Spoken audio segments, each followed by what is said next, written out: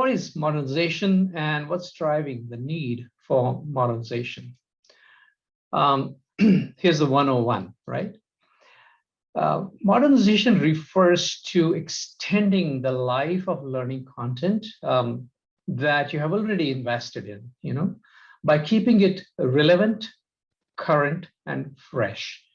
And by relevant and current we mean, making sure that the content is accurate and it's illustrated with examples that resonate with today's audience.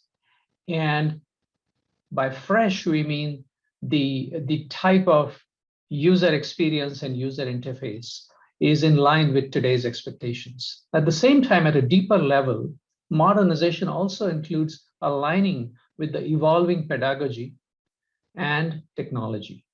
So the way in which people consume learning has changed and it continues to evolve.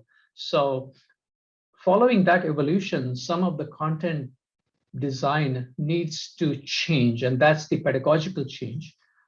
Content is delivered on different kinds of devices using different kinds of systems.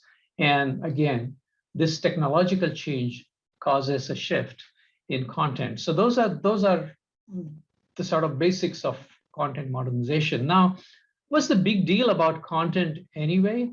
And I would say over 35% of the L&D budget is allocated to content. And this is according to a Brandon Hall study, a benchmarking study that shows this. And this could be as much as 7 figures worth in many large organizations. So we're talking about significant investments in third-party, non-technical content, which is about 9%, third-party technical content, which is about 8%. So here you're talking about things like Udemy or Coursera or BizLibrary or Skillsoft, that sort of stuff. But then there's also the content development technology. So here you're talking about learning content management systems, authoring and content development tools like Articulate, Captivate, Domino, Raptivity, and so on.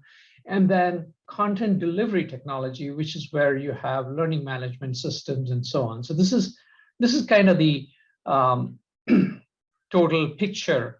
And therefore, modernization becomes important because you have invested so much money in it and you want to get the most out of it.